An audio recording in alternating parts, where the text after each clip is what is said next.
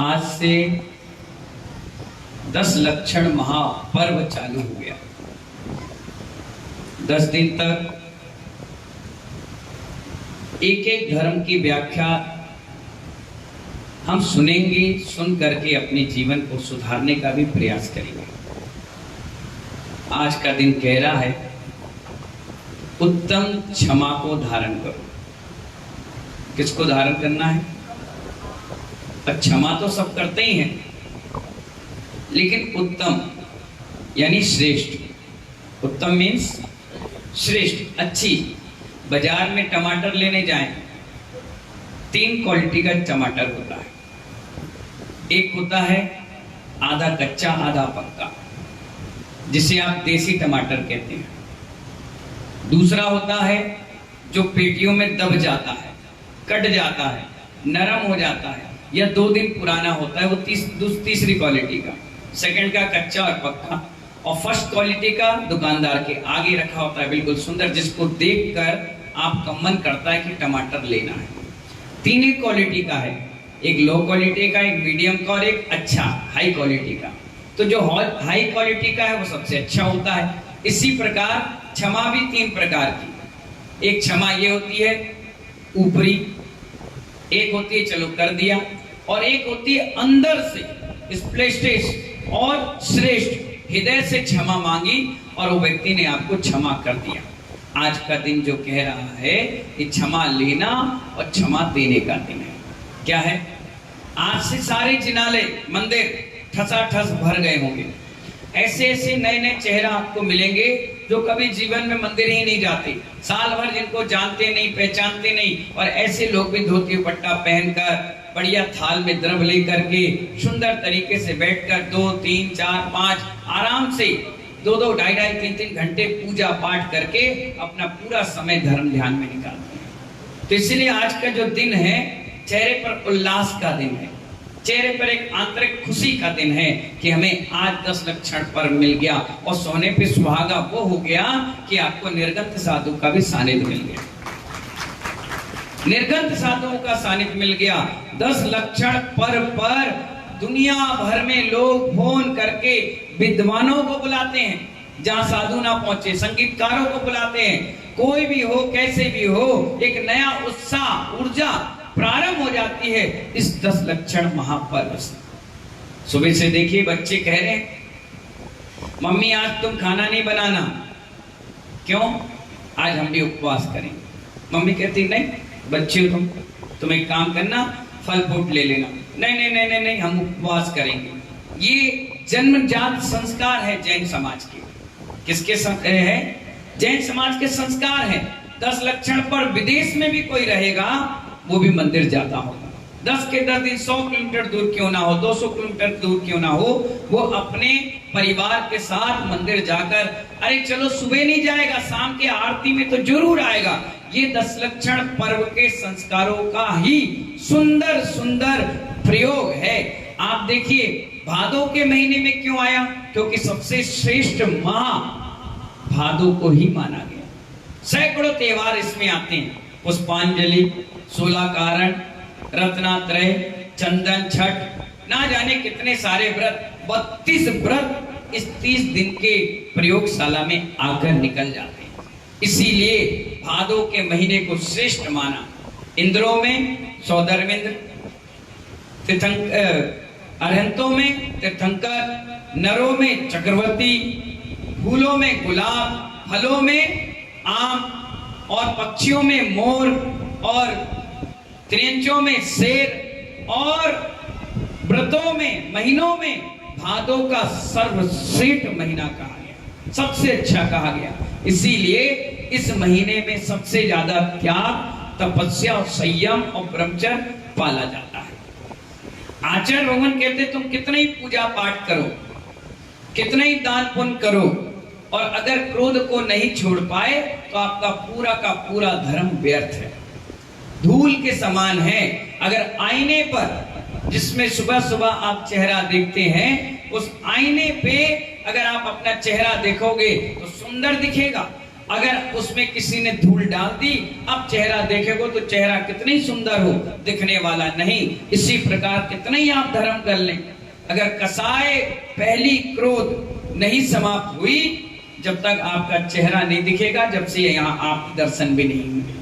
आचार्य भगवान करें सबसे पहले क्रोध को हटाना पड़ेगा। जिस दिन क्रोध हट जाएगा, क्षमा का भाव आ जाएगा। आचार्य भगवान कहते हैं ये क्रोध हमारे शरीर में खून की तरह सतत बह रहा है, आत्मा में सतत बह रहा है।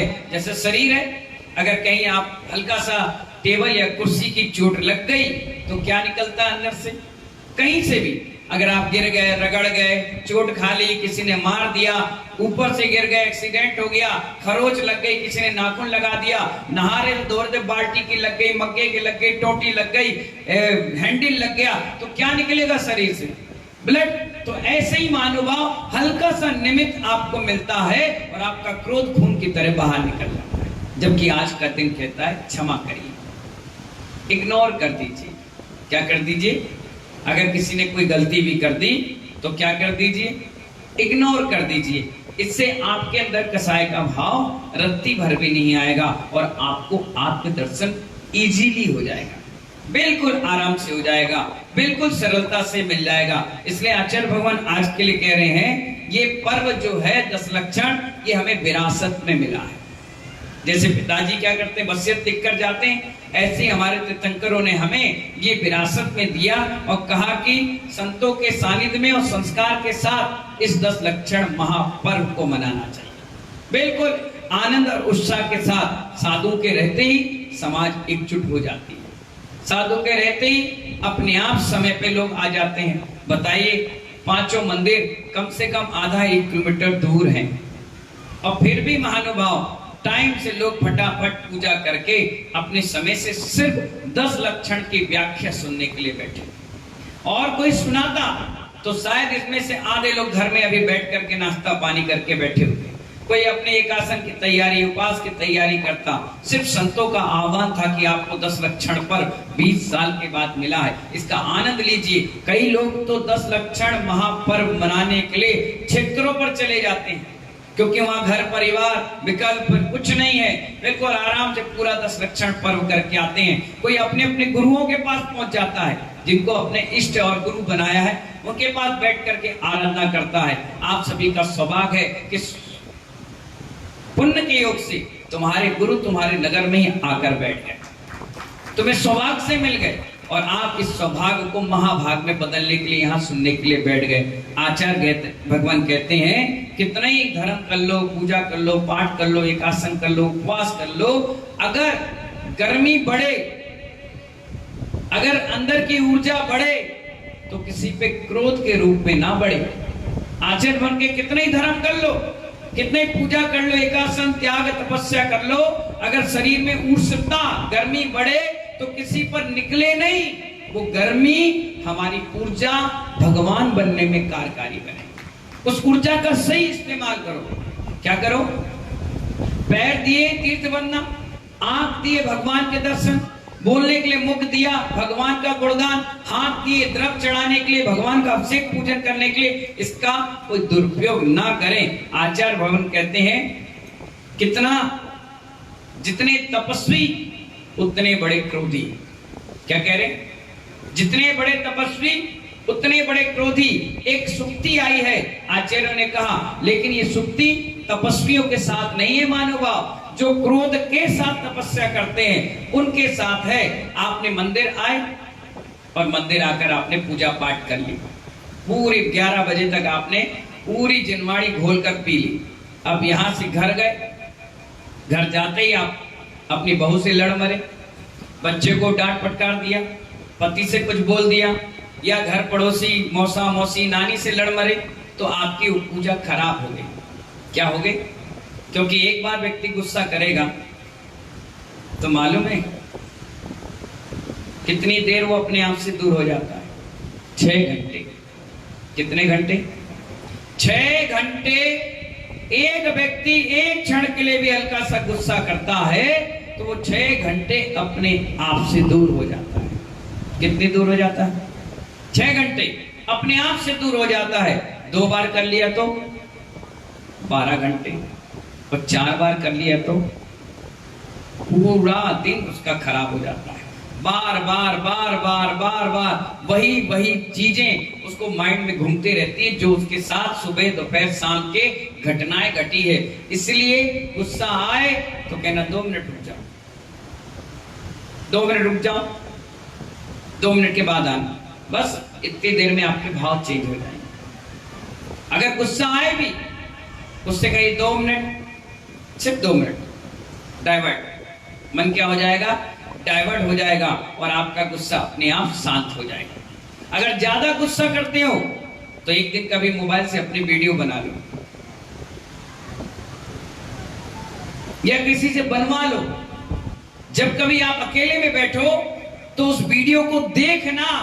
कार्टून नेटवर्क के भी अच्छे एपिसोड इससे नहीं आते होंगे, वो भी फेल है तुम्हारे सामने। इतने सुंदर तुम्हारे हाव भाव, नाक, नैन, मालूम है आधी बीमारियां तो क्रोध करने से आती है।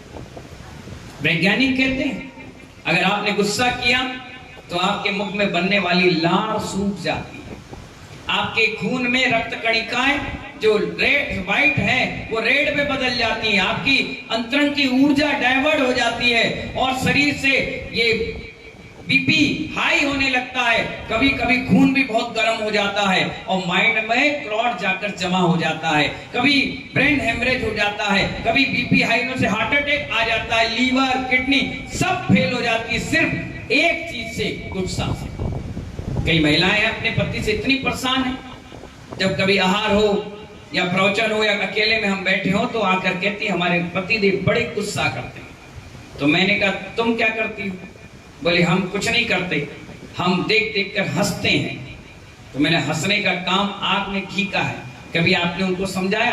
अरे कौन समझाया भाई, कुछ बोल दिया तो, कुछ कर दिया तो, इसलिए हम शांत रहते हैं। मैंने कहा बिल्कुल सही है, जब कभी किसी गुस्सा आए तो उसके सामने ना बोलना चाहिए ना कुछ, बिल्कुल शांत बैठना चाहिए। जब वो अपनी भड़ास निकाल ले, 1-8 घंटे के बाद ठंडा पड़ जाए, तब जाकर उससे बात करना चाहिए और कहना चाहिए गुस्सा करके तुम्हें मिला क्या? सिर्फ नुकसान होता है।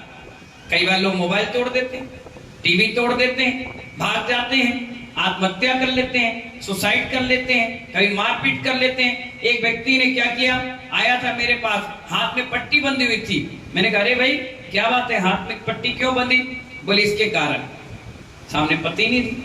मैंने कहा तुम्हारे कारण पट्टी कैसे बंध गई? बोले इनको गुस्सा आया, इन्हें दीवार में दे मारा हाथ। तो मैंने उसमें क्या हुआ? बोले 3 महीने के लिए पट्टा बन गया, अब हमारे हाथ से खाना खा रहे। नुकसान किसका? पत्नी का? किसका? खुद का। क्योंकि आग अगर जल रही है और सामने वाले पर अगर तुम्हें फेंकना है तो सबसे पहले तुम्हारे हाथों को जलना पड़ेगा। नुकसान तुम्हारा होगा, सबसे पहले नुकसान तुम्हारा होगा, उसके बाद सामने वाला का हो या ना हो कोई गारंटी नहीं। इसलिए आचार्य कहते हैं 4 कसायों में सबसे महत्वपूर्ण कसाय है क्रोध। क्या? क्रोध। ये क्रोध किसी को नहीं छोड़ता। एक बार गुस्सा आया, माइंड डाइवर्ट हुआ, मन खराब हुआ, तो आदमी बकर बकर बकर बकर उल्टी सीधी बोलेगा, मुंह ऐसा चलेगा, पता नहीं किससे क्या बोल रहा है। उस कहते हैं आचार्य भगवान विवेक शून्य हो जाता है। क्या हो जाता है? पूरा माइंड उसका डाइवर्ट हो जाता है और वो कुछ भी किसी को बोल देता है। बाद में अफसोस होता है कि मैंने क्यों बोला, नहीं बोलना चाहिए था, अरे गलती हो गई। अब मान कसाई आ जाती है सामने कि मैं कैसे बोलूं, मैं कैसे झुकूं, मैं बोल भी दूंगा उत्तम क्षमा तो कर देगा क्या? अरे मैं नहीं कर पाऊंगा, अरे नहीं बोल पाऊंगा। अब मान भी आ गया, अब बोलेगा भी तो कैसे बोलेगा? मायाचारी के साथ। किसके साथ? मायाचारी के साथ। और कभी कभी लोभ भी आ जाएगा। तो कहने का मतलब यह है एक कसाई के साथ 3 डब्बे आपको फ्री में मिलेंगे। अब कर लो करो। नाक के कारण, मूंछ के कारण आदमी अपने कसाई को भड़का देता है, तोड़ देता है अपने आत्मदर्शन के शीशे को। इसलिए आचार्य भगवान कहते हैं इस शीशे में अगर पारदर्शिता की तरह देखना है अपने आत्मदर्शन में के लिए तो सबसे पहले कसाई का मिट्टी को साफ करना पड़ेगा। आचार्य कहते हैं जहां जहां अपेक्षाएं होती हैं, क्या? जहां जहां अपेक्षाएं होती हैं वहां वहां उपेक्षाएं मिलती है, और जहां अपेक्षाओं की उपेक्षा होने लग जाती है उसी स्थान पर क्रोध आकर के खड़ा हो जाता है। आपने अपेक्षा लगाई थी कि मैं सुबह उठूंगा तो मेरी प्यारी सी पत्नी मुझे चाय ला कर देगी, और पत्नी उस दिन नहीं दे पाई। अपेक्षा क्या की थी? जोर से बोलो। चाय की, और उसने चाय ला कर दी नहीं, तो गुस्सा कहां आएगा? तुरंत मुंह पर आएगा। सबसे पहले आप मुंह से बड़बड़ाओगे, चिल्लाओगे, चिल्ला ली, चाय आ गई, पी ली। अब आपको अपेक्षा थी कि वो पानी गर्म रखेगी, उसने नहीं रखा, गुस्सा आया तो बाल्टी में लात मार, बाल्टी टूट गई, अब नहाओ मग्गे में। तुरंत नहीं तो नहीं आएगी, चलो भैया। फिर आपको अपेक्षा थी कि वो भोजन गरम गरम बनाएगी, उसने ठंडा रखा और भाग गई। उसका भी मन खराब हो गया कि सुबह से चिल्ला रहे हैं, अभी कुछ बोलेंगे, अपन बना के रख दो, खाना खाओ, नहीं तो अपन चले, अपन बंदे। वो चली गई। उसने चिल्लाया, सुनी नहीं, देखा तो थी नहीं, तो उसने देखा रोटी ठंडी पड़ी, दाल ऐसी, सब्जी ऐसी, चावल ऐसी। उसने बोले नहीं खाना, जाओ, और लात मारी भोजन में, भोजन पूरा बिखर गया। और भूखे पे ऑफिस चला गया या व्यापार में चला गया। अब वहां बैठा, नौकर आया, मालिक गुस्सा करने लगा, कसाय भड़कने लगी। फिर क्या थोड़ी देर बाद क्या हुआ? वो पूछा कि बहन जी का फोन आया, खाना पीना? नहीं खाना, जाओ। शाम तक भूखे रहे। अब भूखी ईंधन, पेट में तो कुछ था ही नहीं, अब भड़कने लगी, घर में जाके मारपीट मचा दी, झंझट मचा दिया, पूरा दिन खराब बीत गया। नुकसान किसका हुआ? किसी का नहीं हुआ, सिर्फ उसी व्यक्ति का हुआ जिसने गुस्सा कर। आचार्य भगवान कहते हैं ऐसी गुस्सा करके क्या मिलेगा? क्या मिलेगा? कुछ नहीं मिलने वाला। कितने गुस्सा कर लो, कितने लड़ लो, कितने झगड़ लो, वापिस वहीं के वहीं अपन को आना पड़ता है। इसलिए महानुभाव, इस कसाय से आचार्य ने कहा कि दूर हट जाइए। 4 प्रकार के कसाय हैं। पानी की रेखा के समान, गौमूत्र के समान, अनंतानुप नुबंदी 6 महीने से ज्यादा, 15 दिन से ज्यादा, 3 दिन से ज्यादा, 48 मिनट से कम। तो अगर जो कसाय आपको आ भी रही है और 48 मिनट में खत्म हो जाए, क्योंकि आप तो पहले गुण स्थान बढ़ती हैं, कोई चौथा, कोई 5वां है, हम 6वें और 7वें हैं, ये कसाय तो 10वें गुण स्थान तक जाती है। वहां से आदमी को ढकेल के ले आती है कि तुम परमात्मा नहीं बन सकते, क्योंकि तुम्हारे अंदर अभी कचरा भरा हुआ है। क्या भरा हुआ है? ऊपर हवाई जहाज उड़ता है ना, तो उसमें नंबर 1 का पेट्रोल आता है, जो पानी से भी पतला होता है। अगर हल्का सा भी उसमें कोई गड़बड़ हो गया तो ईंधन सीधे फ्लाइट को नीचे ले आएगा, उड़ नहीं पाएगा। इसी प्रकार सिद्ध लोक में जाना है तो हल्का सा भी कसाय भाव आ गया तो आप डाउन आ जाएंगे, ऊपर जा ही नहीं सकते। आचार्य भगवान कहते इसीलिए तो कहा कसाय का भाव आना ही नहीं चाहिए। अगर कहीं निमित्त मिल रहा है, रास्ते ही बदल लीजिए। कहीं कुछ बोल रहा है, दूर हट जाइए। अगर आपको भगवान बनना है तो, शैतान बनना है तो भिड़ जाइए, लड़िए, खूब लड़िए। अच्छे बनने के लिए क्रियाएं हैं। क्या कहा मैंने? अच्छे बनने के लिए क्रियाएं हैं, और बुरा बनने के लिए कुछ करना नहीं पड़ता, तुम वैसे ही बुरे हो। सम्यक शिखर चढ़ने के लिए सीढ़ियां हैं, मेहनत से आदमी चढ़ता है। और किसी को गिरना हो तो एक धक्का ही तो देना है, कोई रोकने वाला नहीं। गिरने वाले व्यक्ति के लिए बिल्कुल सरल रास्ता है, कुछ मत करो, जैसे हो वैसी जिंदगी जियो। लेकिन अच्छे बनने के लिए बहुत सारी क्रिया है, बहुत सारे रास्ते हैं, उस रास्ते पर चलना प्रारंभ करो, तब जाकर के भगवान बन पाओगे। लेकिन नाम पे तुम्हारे तो टैग लगा है कि मैं शैतान हूं। श्रावक तो हो नहीं, श्रावक के लिए बहुत कुछ चाहिए, श्रद्धा चाहिए जो तुम्हारी है नहीं, विवेक चाहिए वो भी बिल्कुल जीरो, और क्रिया तो बहुत दूर हो गई। वो क्रिया करते हो जो करना नहीं है, और जो करना है उससे कोसों दूर हो। कसाय नहीं आना चाहिए। आज का दिन कह रहा है, कह दो आज के लिए कसाय की नो एंट्री। काय की एंट्री? आचार्य भगवान कह रहे, बहुत अच्छी पंक्ति बता रहे हैं, इतनी अच्छी पंक्ति आपको बता रहे हैं। संसार में कुछ वस्तुएं जानी और पहचानी होती है।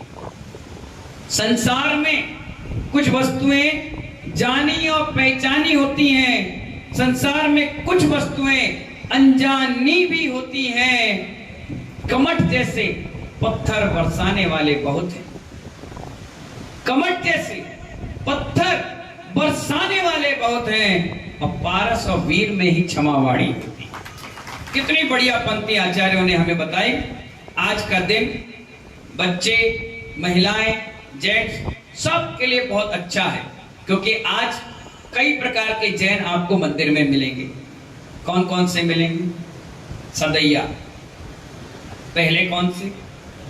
जो सदा आते हैं, उनको कोई मतलब नहीं, महाराज जी हो तो भी मतलब नहीं, महाराज जी ना हो तब भी कोई मतलब नहीं, अभिषेक हो रहा है तो भी मतलब नहीं, और नहीं हो रहा है तो भी मतलब नहीं, मंदिर में क्या कार्यक्रम हो रहा है कोई मतलब नहीं, नहीं हो रहा तो भी कोई मतलब नहीं। वो तो चावल लाएंगे, वेदी की 3 परिक्रमा दिए, चढ़ाए, नमोस्तु, देख लिए ठीक ठाक, और हाँ बस चलो घर। उन्हें क्या कहते हैं? सदैया। कोई दिक्कत नहीं, आइए, अच्छी बात है, रोज आना चाहिए। दूसरे आज मिलेंगे आपको, वो है भदैया। कौन से? सिर्फ वो 10 दिन मिलेंगे, 11वें दिन बिल्कुल गायब, मिलेंगे ही नहीं। कहां डले हैं? चाट के ठेले में। कहां घूमने गए? भैया ढाबे पर। कहां पिकनिक मनाने गए? अरे उस जगह पर, होटल में। क्यों? अरे 10 दिन तक कैसे संभाला भैया, हम ही जानते हैं, अब नहीं संभाल पाएगा। अरे रे रे भैया, और तो और जिस दिन क्षमावाणी होगी, अनंत चौदस आज समाप्त हुई, कल सुबह तक के 6 बजे का भी इंतजार नहीं है, रात के ही प्लानिंग बन जाएगी, किस होटल में जाके पार्टी करना है, कोका कोला लिम्का पी करके, और कैसे चाट पकौड़ी खाना है। कई बार हम लोग देखते हैं आपके क्षमावाणी पर जुलूस निकलता है, इस मंदिर से उस मंदिर, उस मंदिर से इस मंदिर, और एक स्थान पर जाकर समापन होता है, जितने चाट के ठेले बाहर रोड पर खड़े हो जाते हैं। एक दिन हमने पूछा एक चाट वाले से, उज्जैन था, मैंने कहा आज यहाँ कैसे? बोले महाराज आज सबसे ज्यादा कमाई होगी हमारी। बोले क्यों? यहाँ भीड़ बुलाना नहीं पड़ेगी, फ्री में भीड़ मिलेगी, और आदमी मन भर के आज खाएगा, मन भर के खाएगा। मैंने क्यों? बोले आज 10 लक्षण समाप्त हुए ना, 10 दिन का जो गुमान था आज सब निकाल लेंगे, चाट पकौड़ी भल्ले जितना खाना है खाएंगे, फिर 8 दिन तक पड़े रहेंगे, या तो 2 नंबर में या फिर उल्टी में, बीमारी में। लोग पूछें क्या हुआ? अरे 10 दिन उपवास की ना, बीमार पड़ गए। क्या बताएं, कमर पिरा रही, घुटने दर्द दे रहे, सिर में पीड़ा हो रही है। भैया ये नहीं कह रही कि हमने टिक्की खाई थी 50 रुपए की, ये नहीं कह रही दही बल्ले खा के आए उड़द दाल की, ये नहीं कह रही ठड़ुआ खा के आए, हम कड़ी लपटा खा के आए, ये नहीं कहेंगी। क्या कहेंगी? उपवास करे। अरे उपवास तो मैंने भी किए, मैं कौन सा बीमार हो गया? मैं तो तुमसे ज्यादा बोल रहा हूँ, 4 टाइम बोल रहा हूँ, दिन भर साधना कर रहा हूँ, मेरे अंदर तो कोई दिक्कत परेशानी नहीं आई। आप उपवास को बेमतलब में बदनाम ना करें, आप ये कहिए कि हमने आहार विज्ञान सही से नहीं किया, इसलिए हम बीमार पड़े। चाय पीने की आदत है लोगों, इतनी गंदी आदत, क्या बताएं आपको। हम लोग दिल्ली में थे, एक महिला आई दोपहर के स्वाध्याय में, जैसे 4 बजे स्वाध्याय समाप्त हुआ, तुरंत उठकर जाने लगी। मैंने कहा जा रही माता जी? बोली वो दूध आ गया होगा, लेने जा रहे। मतलब दूध? तुम तो कह रही थी कल हम 10 दिन उपवास कर रहे हैं। बोले हाँ कर रहे हैं ना, 10 दिन उपवास कर रहे हैं। मतलब दूध किसके लिए लेने जा रही हो? बोले क्या है, दिन में 10-12 बार चाय पीते हैं। मैंने कहा चाय और उपवास? बोले हाँ। मैंने एक काम करना, कल मेरा प्रवचन होगा ना 9 बजे, तब आना। क्या नाम है तुम्हारा? वो खुश हो गई कि महाराज जी तो मेरा सम्मान कराएंगे, मेरा नाम लेंगे। मैं नाम लिख कर चले जाओ, वो बड़े लाओ डायरी पे, मैंने नाम में पता भी लिखते, मैं लिख दो, मोबाइल नंबर लिख दो, मतलब पूरा लिख दो, पति का भी नाम, दादा का नाम, सबका लिखो। फिर मैंने दूसरे दिन जब प्रवचन किया तो बेचारी शर्म के मारे कहने लगी, महाराज चाय पीना क्या उपवास में दिक्कत है? हमारा सिर बहुत दर्द देता है। मैंने कहा जो सिर दर्द दे, कमर दर्द दे, पेट दर्द दे, इन्हीं के ऊपर तो संयम रखने का नाम उपवास है। सिर दर्द क्या मेरा नहीं देता? पेट दर्द क्या मेरा नहीं देता? क्या मेरे शरीर में पीड़ा नहीं होती? क्या मैं इंसान नहीं हूं? क्या मैं क्या हूं बताइए? हमारा भी देता है, सब कुछ होता है, लेकिन हमने ये सोच लिया ये शरीर को दे रहा है, आत्मा को पीड़ा नहीं देती, इसलिए हमारा बिना चाय के उपवास हो जाता है और तुम्हारा बिना चाय के उपवास समापन नहीं होता। इसलिए महानुभाव, ये उपवास का मतलब ही ऐसा है कि उपवास 3 कैटेगरी में है, 2 कैटेगरी में, एक उपवास, एक अन्नु उपवास। बोलो, अन्नु उपवास का मतलब आपने मुख में एक बूंद पानी भी डाल लिया तो क्या हो गया वो? अन्नु उपवास। सुन लीजिए बड़े ध्यान से, आज से आपका उपवास प्रारंभ है। पर मेरे प्रवचन सुनकर तुम ज्यादा तपस्या करने नहीं चले जाना, तुम्हारा मोक्ष तो होने वाला नहीं, बीमार जरूर चले जाओगे, हॉस्पिटल जरूर चले जाओगे। इसलिए मेरी बातों को सुनकर जोश नहीं आना चाहिए, सुधार होना चाहिए। अब सुधार का मतलब कैसा?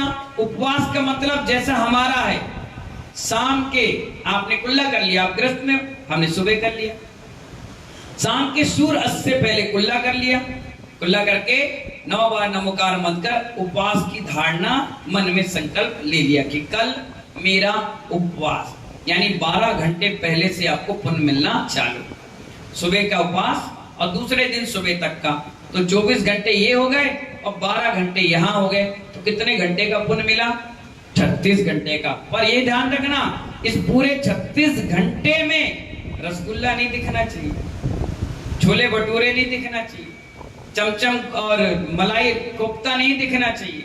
अगर ये विकल्प है तो उपवास करने का कोई मतलब नहीं है। अब इसके बाद तुमने दिन भर तो बैठ गए, शाम के लगी तुम्हें प्यास, तो तुमने लिया 1 गिलास पानी पी लिया, तो अब वो उपवास की कैटेगरी में नहीं आया, वो अन्नु उपवास में आ गया। किस में आ गया? अब इसके बाद भी कोई बूढ़ी पुरानी महिलाओं ने शिक्षा दे दी, एक काम करो, मीठा पानी ले लो। क्या ले लो? मीठा, यानी आपने उसमें मुनक्का डाल दिया, आप में उसने खजूर डाल दिया, और किसी बहू ने थोड़ा सा दूध डाल दिया, किसी ने लाई शक्कर या बूरा डाल दिया और उबाला और तुम्हें पिला दिया, और तुमने काजू बादाम मिलाकर ठंडाई वगैरह ले ली, तो वो उपवास की श्रेणी में नहीं आएगा, वो एकासन की श्रेणी में आएगा। आप कहोगे मैं अनाज तो लिया ही नहीं, मैंने कहा चबाने का काम हुआ, स्वाद का काम हुआ, जहां स्वाद आ गया वहां पर अब आपका एकासन प्रारंभ हो गया। अरे हम एकासन करते हैं, अब एकासन कैसे करते हो? 2 बजे खाना खाते हैं। अच्छा, हाँ 2 बजे खाते हैं। क्यों खाते हो भाई 2 बजे? अरे जिससे ज्यादा रात तक खिंच जाए गाड़ी। सुबह अब बैठे हैं 10 बजे दुकान पे, अरे 11 बज गए, 12 बज गए, 1 बज गया, 1:30 बज गया। अब पत्नी का फोन है, क्यों एकासन नहीं करना है? जल्दी आओ। अरे आने नौकर बोले तो बैठो, हम जा रहे एकासन करने। अब 2 बज गया। कायदे से क्या कहा जाता है? एकासन करना है, आप 11 बजे भोजन कर लो। क्या कर लो? 11 से 12 के बीच भोजन कर लीजिए। अब आप आराम से एकासन करिए, आपका स्वास्थ्य ठीक रहेगा, दिक्कतें नहीं आएगी। 2 बजे भोजन करोगे तो आपके भूख तो पहले ही मर गई। क्या मर गए? अब आपने एकासन किया तो जो भोजन किया वो पचेगा ही नहीं, तो क्या होगा? एसिडिटी बनेगी, खट्टी डकारें आएंगी, परेशानियां आएंगी, दिक्कतें आएंगी। फिर आप कहोगे भाई कल एकासन किया, आज तो पूरा हाथ पैर टूट रहा है, पेट भी साफ नहीं हो रहा, अरे अजीब अजीब सा लग रहा, कुछ खाने की इच्छा नहीं हो रही। वो इसीलिए क्योंकि आपने जब भोजन का समय था उस समय भोजन नहीं किया, जब भोजन का समय नहीं था तब किया। अब क्या होगा? दिक्कत आएगी। फिर 2 बजे आपने कर लिया, अब जैसे 6 बजे दुकान से भाग के जल्दी आए और 1 जग भर के दूध पी लिया, आधा 1 किलो बादाम, मुनक्का, किशमिश, काजू सब खा लिया, और हमारे सामने आए शाम के, क्या हो गया? एकासन है हमारा।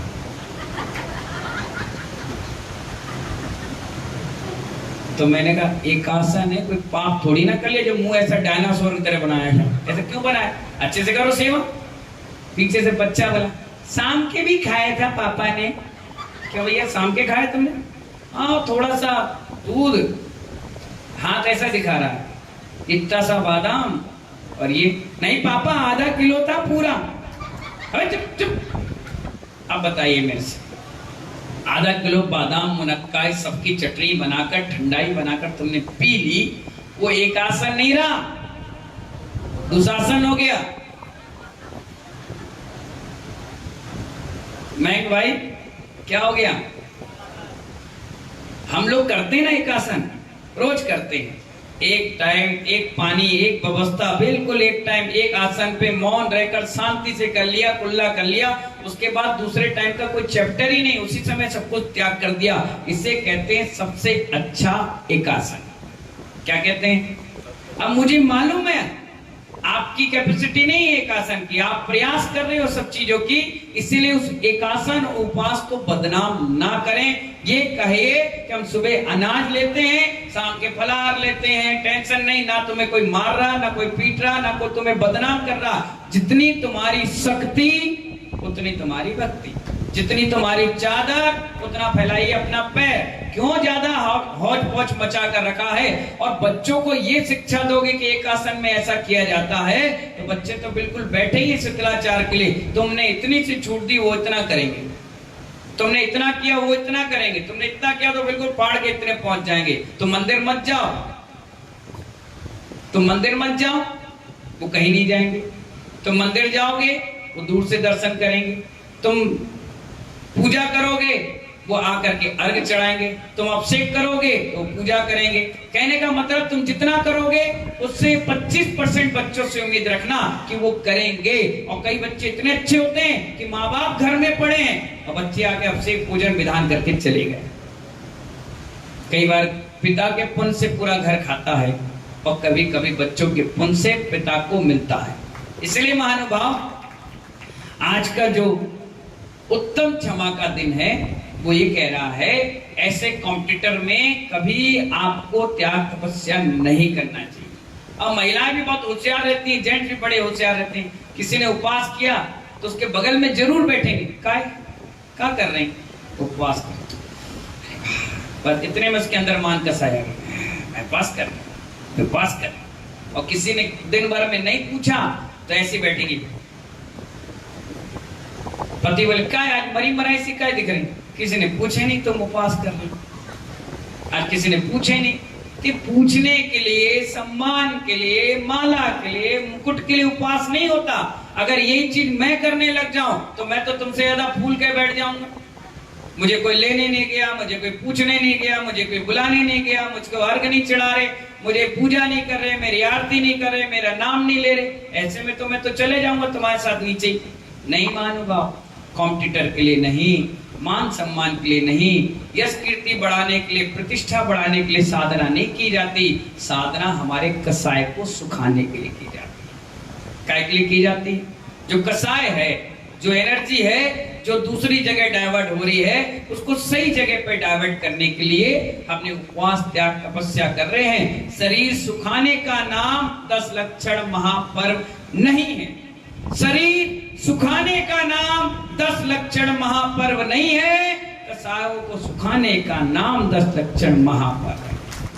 कसाय सूखनी चाहिए, कसाय हरी भरी नहीं होना चाहिए। इसलिए आचार्य भगवान कह रहे हैं आज कि महानुभाव, सांप, नेवला, चिपकली, केकड़ा, बिच्छू, इनसे भी जहरीला अगर कोई है तो वो क्रोध है। ये तो तुम्हारे शरीर को घात पहुंचाता है और डॉक्टरी इलाज से आप ठीक भी हो सकते हो, लेकिन आत्मा को जो घात पहुंचाता है वो हमारी कसाय है। सबसे पहली कौन? क्रोध। इसलिए इस क्रोध को हमेशा शांत करके और दबा के नहीं रखना चाहिए, दबा के भी नहीं रखना चाहिए। दबा के रखोगे तो कल बड़े रूप में निकल कर आएगा। उसे समाप्त करना चाहिए। सबसे बड़ा आत्मा का दुश्मन कोई है तो कसाय क्रोध। बंबई की बहुत बढ़िया घटना घट गई। एक व्यक्ति बंबई गया और वो जा रहा था, बड़ी बड़ी बिल्डिंगें 40, 50, 70, 80, 100 माले की।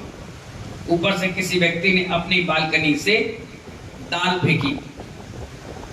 क्या फेंकी? दाल फेंकी और उसके सिर पे गिरी, फट।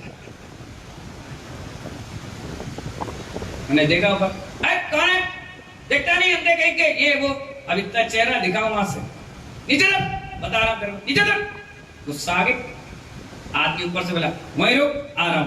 बोले आजा, आजा तू आजा, अभी नहीं बढ़ता। हाँ आजा, बिल्कुल भरा हुआ था ना अंदर से, आजा। उधर लिफ्ट में आया, धर सीधे उतरा, जैसे उठा उधर 7 फुट का। हाँ क्या कह रहा था? हम ये कह रहे थे भाई साहब, दाल डाल दी है आपने, रोटी कब डालेंगे? अच्छा मिल जाएगी, चल भाग यहाँ से। ठीक है जा रहा है। तो कसाई किस पर भड़कती है मालूम है?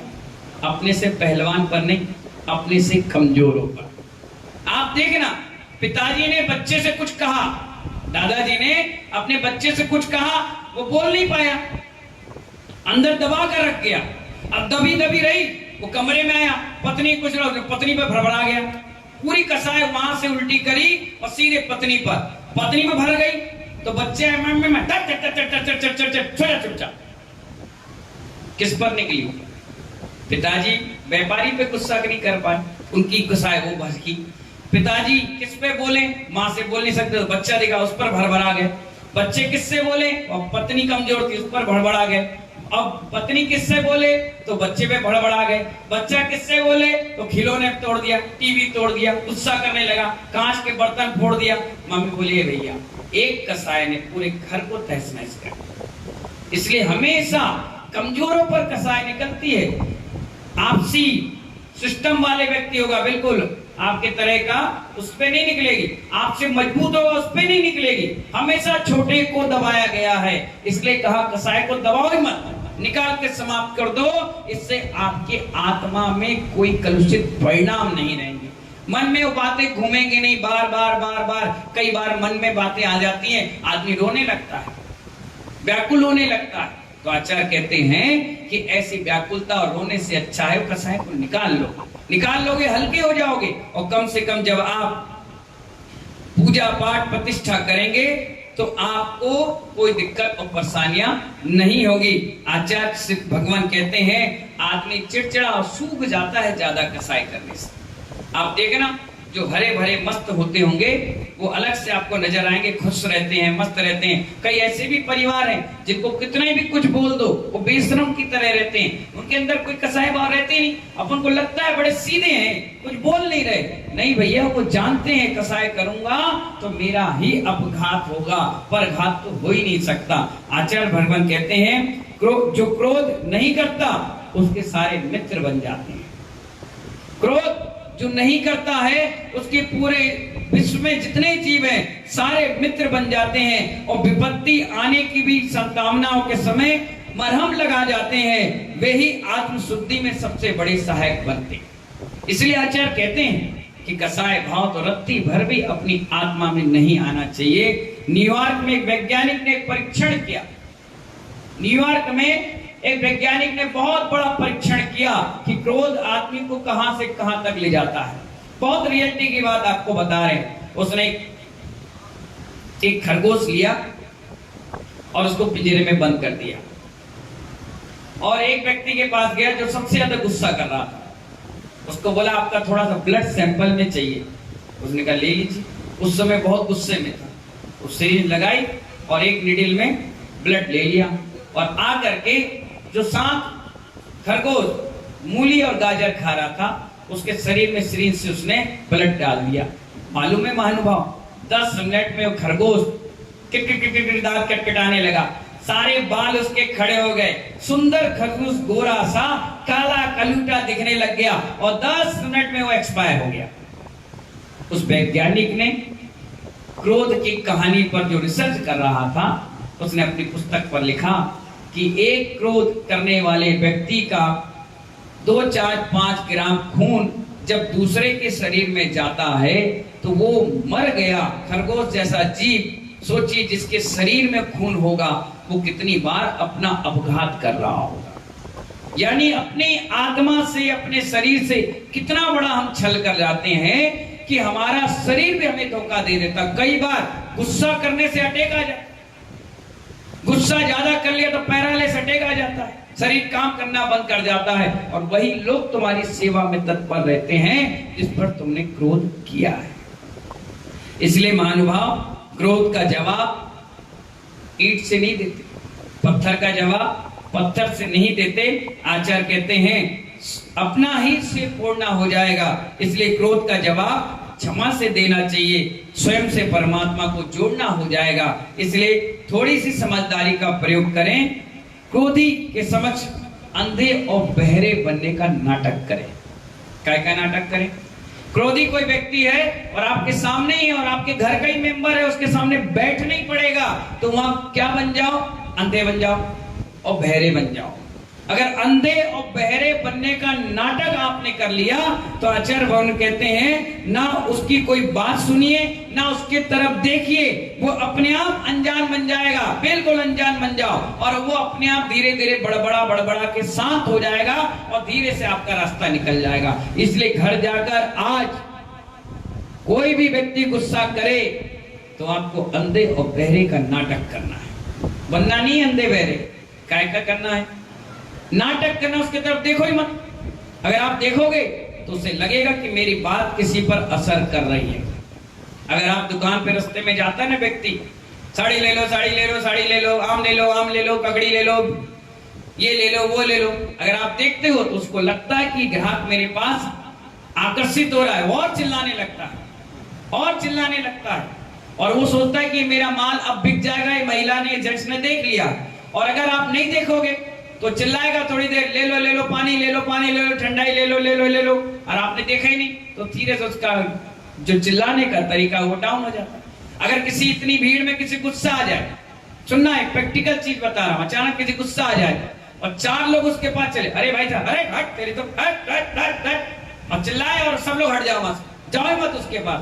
वो 5 मिनट चिल्लाएगा, सिर्फ 5 मिनट, 5 मिनट बाद एकदम शांत हो जाएगा, उसको लगेगा ही नहीं कोई ने मुझे देखा ही नहीं, किसी ने कुछ बोले ही नहीं।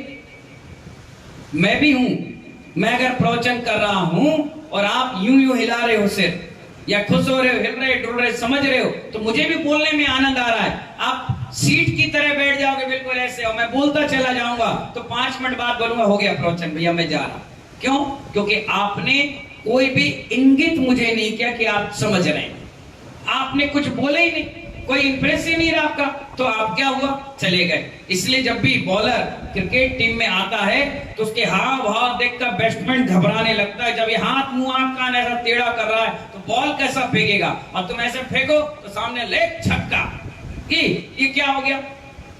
मुथैया मुरलीधरन को देखा है क्या जीप बनाता था? हाँ, आदमी बोला पता नहीं केकड़ा की तरह आया, पता नहीं क्या झपट जाए। बुमराह टेढ़ा मेढ़ा हो गए यूं है। एक और आया था, 3-4 लोग आए, कैसे कैसे आए, टेढ़े मेढ़े आया, टेढ़े, तो आदमी बोला पता नहीं कैसे क्या करेगा भैया, तो इसलिए डर जाता है। इसी प्रकार अगर आप सामने वाले को देखने लग जाओगे, बोलने लग जाओगे, देखना कोई महिला रोने लग जाए, अकेली रो रही है तो 2 मिनट में चुप हो जाएगी, और 4 आ जाए और जोर जोर से रोएगी और फाड़ेगी मुंह, और अरे भैया क्या कर रही हो तुम?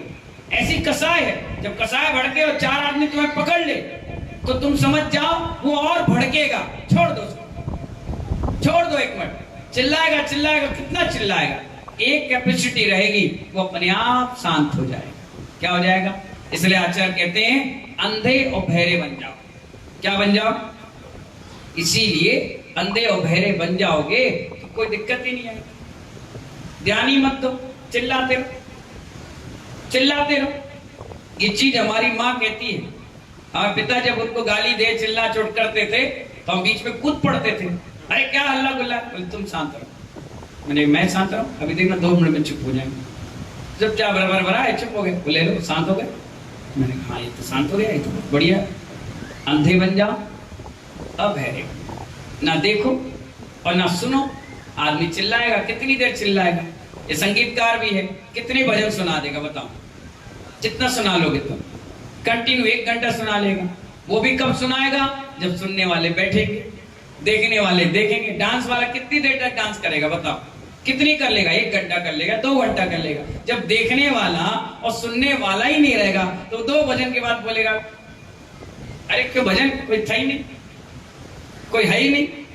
इसी प्रकार जब कोई गुस्सा करे तो अंधे बन जाओ, देखो ही मत, बहरे बन जाओ, सुनो ही मत। अगर आप वो सुनाएगा आपको, लेकिन आपको सुनना नहीं, आपको दूर हट जाना, उसकी कसाई अपने आप मंद हो जाएगी, शांत हो जाएगी। इसलिए महानुभाव आचार्य कहते हैं ये हमारे धैर्य को नष्ट कर देता है। कौन?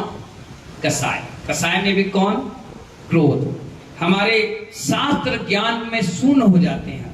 जो मेमोरी है ना, आप कहते हैं महाराज जी आपको याद क्यों हो जाता है? इसलिए कसाय भाव नहीं है, इसलिए याद हो जाता है। आपके यहाँ कसाय भरी है तो कसाय के चक्कर में दूसरा कोई आइटम उसमें फिट हो ही नहीं पाता, उड़ जाता है।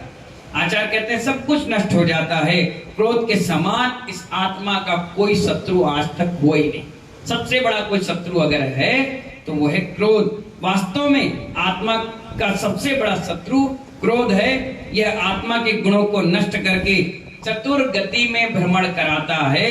क्रोध करना आपकी साधना और जिंदगी को बर्बाद करना है। जिंदगी भी बर्बाद हो जाती है और जो साधना की है वो साधना भी 0 सन्नाटा हो जाती है। आचार्य भगवान कहते हैं इसीलिए अपन को क्रोध से दूर हटना चाहिए। और आज का दिन कह रहा है बिल्कुल भी क्रोध अगर आ रहा हो तो कहना आप वेटिंग में, अभी नहीं आएंगे, बिल्कुल बाहर जाइए।